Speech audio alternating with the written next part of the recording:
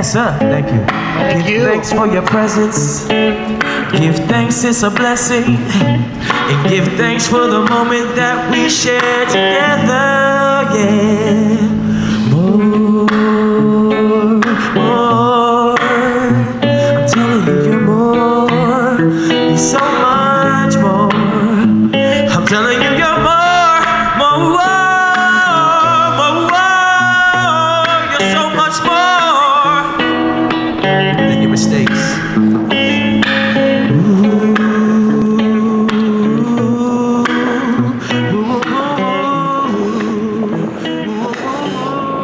Welcome back, viewers. It's James Kalm, your half-assed reporter, the guy on the bike, and we're back on the Lower East Side. Actually, the bottom south edge of the East Village. And we're gonna run into one of our favorite venues down here. Karma.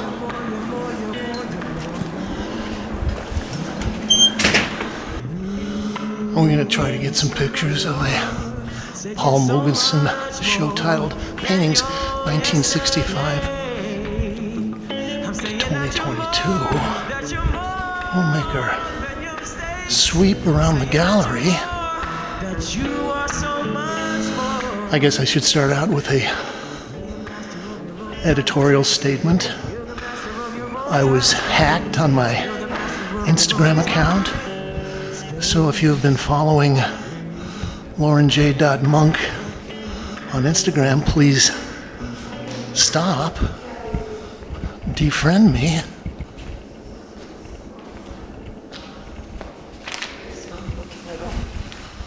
Hello. This is the back gallery.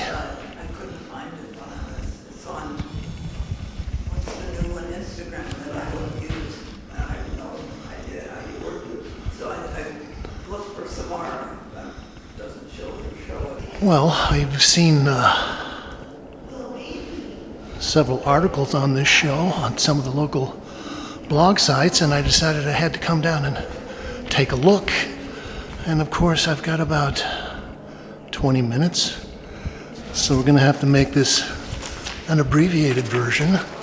Also, I'm using my new camera, so it might take me a little bit of time to get used to this.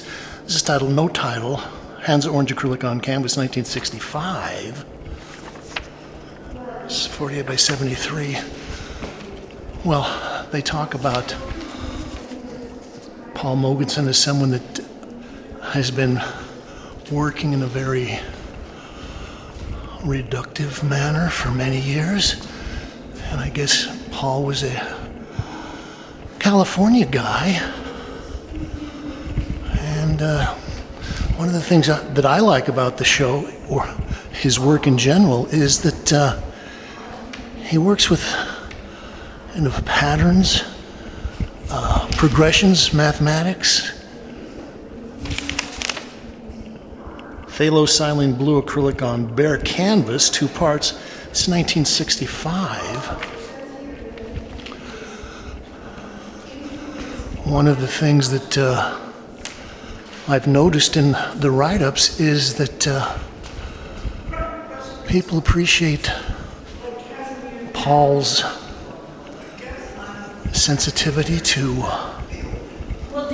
paint and painting, the surfaces. And they talk about some of the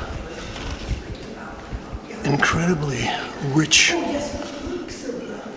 effects he gets with the pigments. And I was thinking that it's actually kind of interesting to think about Paul as, I think he came to New York in the late 60s, but even before then, Los Angeles had a reputation, or a kind of a legacy of what was actually called hard edge painting. Jules Langser, I think, was a critic that curated a show put in 4 or 5 California artists. This is no-titled. I like it. The no-title ones have got the longest titles. Cadmium light yellow, separated rectangle, 3-part horizontal, 1967. Oh, and I was talking about patterns. This is kind of apparent here. So we've got the 3 panels, and then if you start looking at the proportions, you notice that the space between the bottom bar and the second bar is the same dimension as the bottom bar, and then the space between the second and third bar is equal to the space there between the second and third one. So Paul, I guess in a certain way you could say he's a conceptual painter. I also say that he's been associated a lot with the minimalists, and well, I can appreciate this. I was actually looking at the work online and thinking about an artist whose work we saw over at Canada a couple of years ago, Denzel Hurley, who does a lot of pieces dealing with cutaway sections, the spaces between panels, things like this. Cadmium orange acrylic on canvas. This is no titled, untitled. But again, we're talking about the patterns, so we've got kind of the golden mean here. We've got a orange square on the left side, a little smaller square above here, smaller, and finally rotating down to the little slot. I like that. And as I said,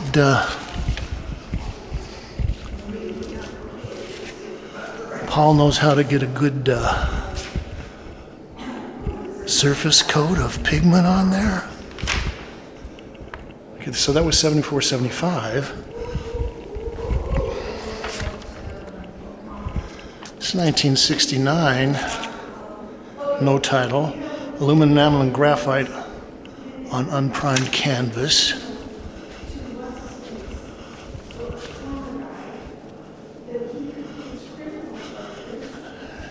And again, we've got our idea of the kind of the progressions, the patterns. We've got our slot at the top.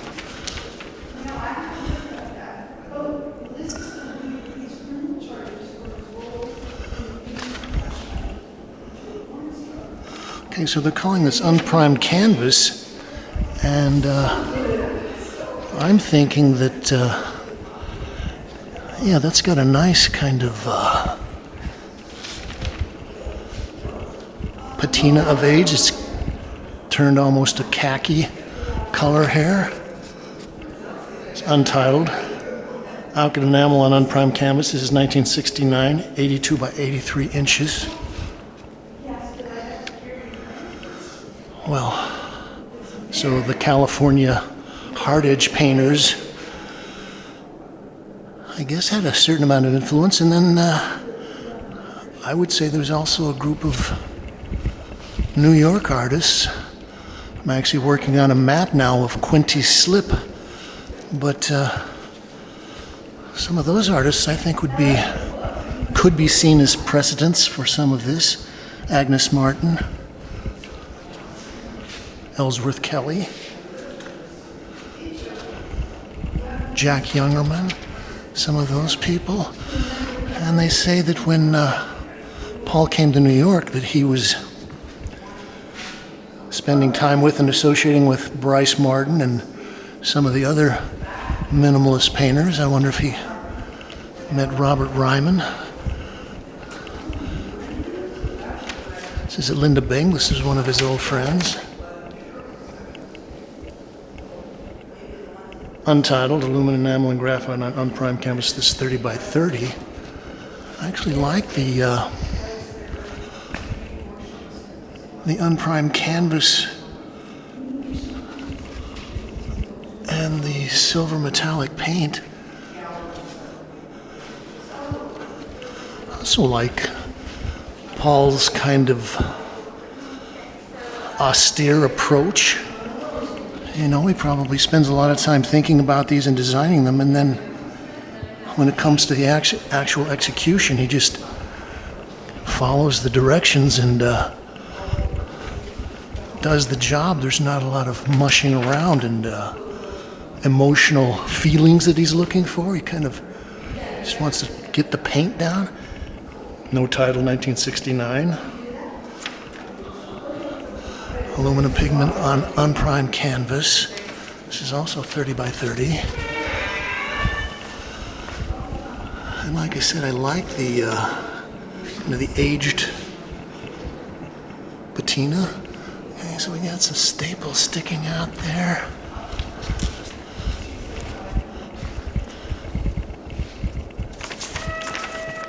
This is a big painting. No title, 1973. Cadmium red deep and oil on canvas. Okay, so he's decided he wants to get some oil paint in there. One of the interesting things is they talk about him using these patterns, and one of the the procedures is his use of the spiral. But again, like the Golden Mean painting, this isn't really a spiral. This is a series of half circles kind of laid in such a way that they appear to be as spirals. Thinking in that way. Paul's an interesting geometer.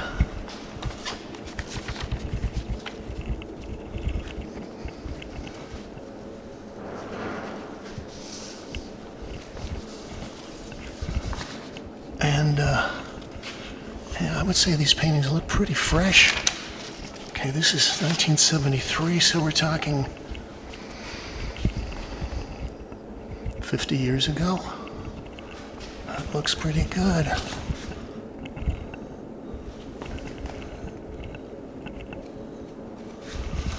Okay, let's hurry into the back room.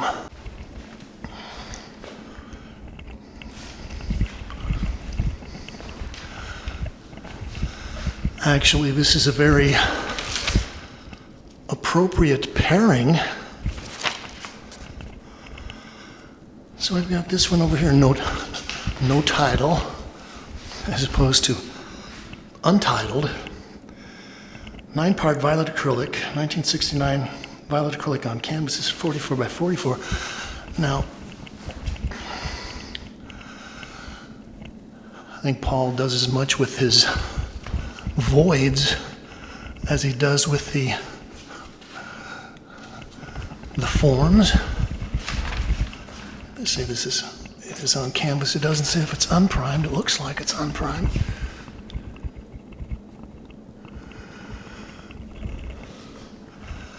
You know, I was saying that Paul does a great job of getting a nice, beautiful, velvety, rich surface of pigment on there, but there's always kind of a sign of the hand, which I like.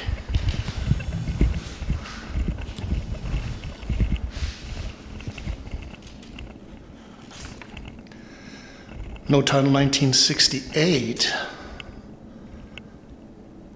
This is 100 by 100 inches. Okay, so we've actually got 9 panels, but again, so we start with a large square up there, and I'd say that's probably something like 48 by 48 square. Then we've got this panel, which is thicker, but the second row version is also a square. And then we've got the little square down in the corner. And again,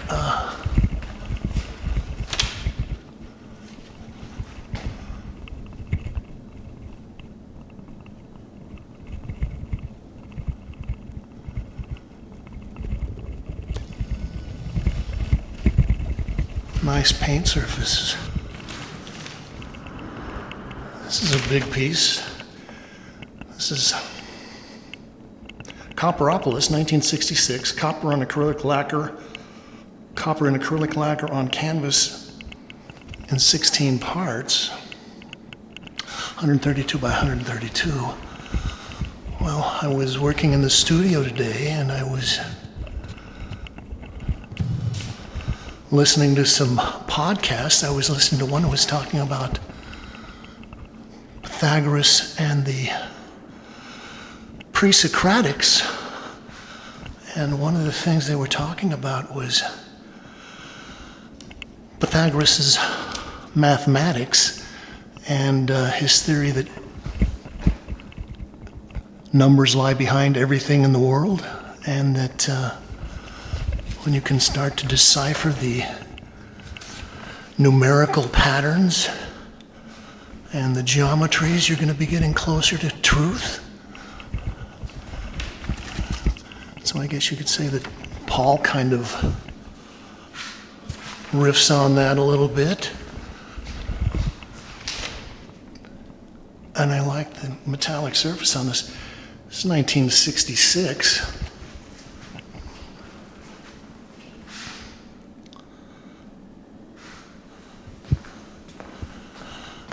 Okay, so that section right there mirrors this painting over here.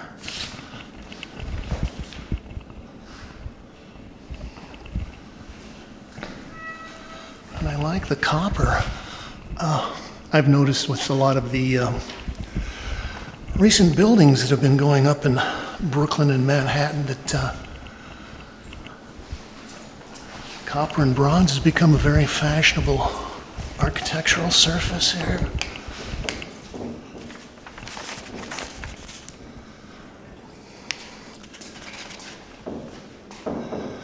Okay, this is also no title, 2019. Orange water-based ink and gold leaf on Sakishu paper in 3 parts, 22 by 29 inches each. This is an edition of 20. Well, I like the gold leaf, and it looks like it's been burnished by hand. So we had our little orange squares laid in there, and then the gold leaf laid in on top of that. Okay, there's our little spiral progression.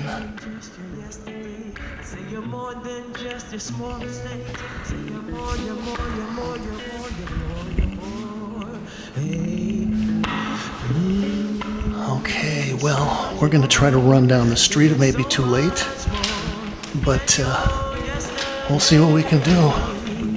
I'm saying that you're more than your mistakes. I'm saying that you're more, that you are so much more. Well, we walked up the block to the satellite Karma Gallery.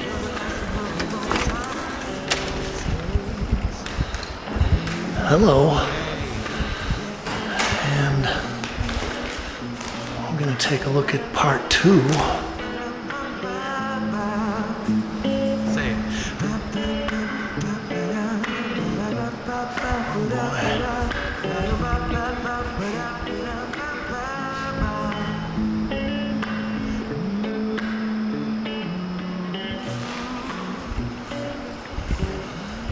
Well, I was in the main gallery Thursday and did some video over there, but then I ran out of time. This is titled, no title, 1974. This is oil on canvas, 24 by 24. But I thought I could just do the one part of the show, and then I looked at the guide and realized these little paintings are pretty rich, pretty nice. I better come over and get some views of this.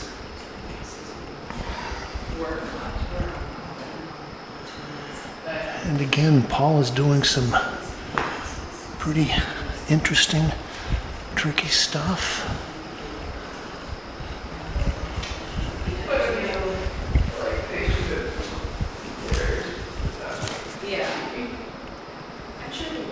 This is No Title, 1972. Ultramarine oil with spectrum and oil on canvas. So this is a smaller version of the large piece in the other show.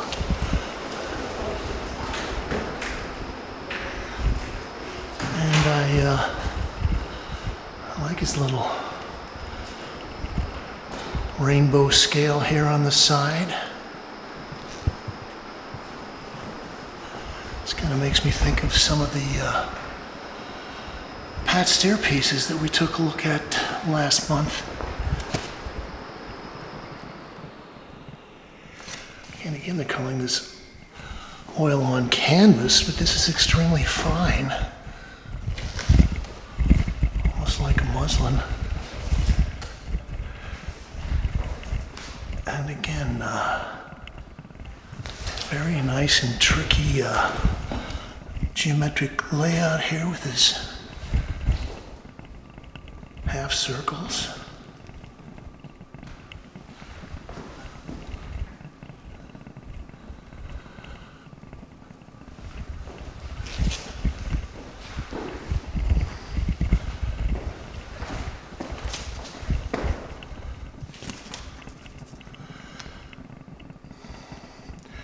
Also No Title, 1969-1970, oil on canvas,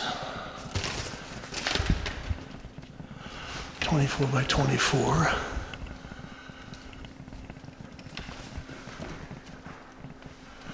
I guess in many ways you could sort of think of this as one of the more conventional pieces, although if you take a little time to start to decipher his codes, you can see how this is all broken down into proportions using the negative space in between the lines. It's kind of like the pauses in a good jazz riff. Okay, there's also a very close color thing here between the dark blue and the stripes and the, I guess that's a black background.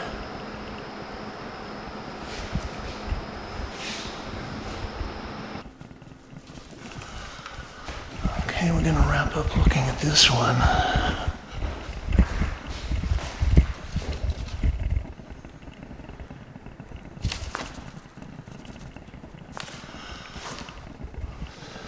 No Title, 2022, so this is pretty new. Okay, let's see what they got. Ultramarine in stand oil with oil color, scrape on canvas. Okay, so if any of you are oil painters, you know what stand oil does. It's a much more shiny surface. It also runs and drips a little more than something like a sun-thickened oil. A lot of people have commented on this blue, the ultramarine blue.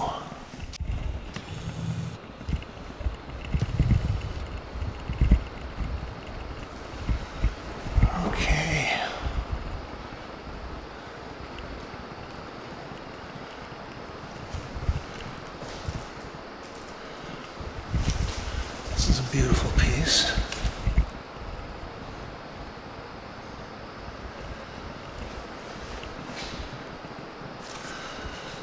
No Title 2022, the newest piece in the show.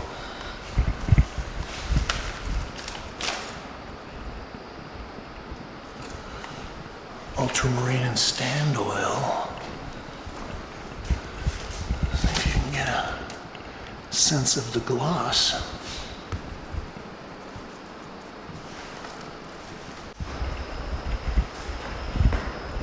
Yeah, and I like the way that he's left the edges around the square forms in a thinner layer of paint, so they actually get a coloristic change there. These little squares almost look like they have a halo around them. Yeah, his spiral of reduced squares.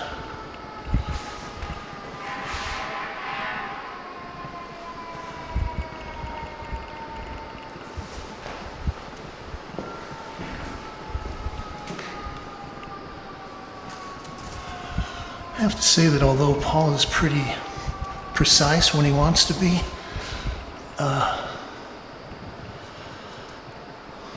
all of these works keep the hand, the little kind of funkiness of someone with a brush smushing around pigments and oils.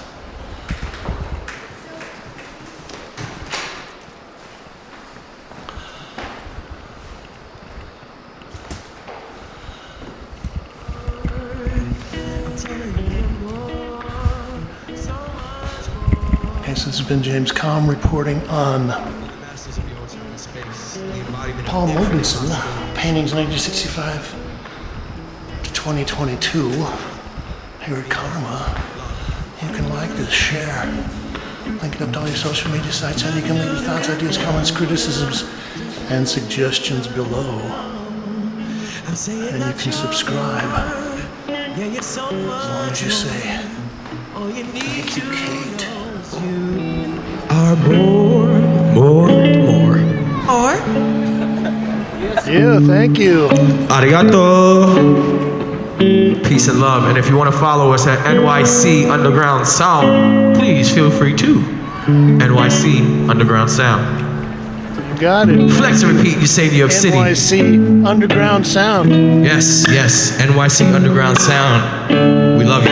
Thank you.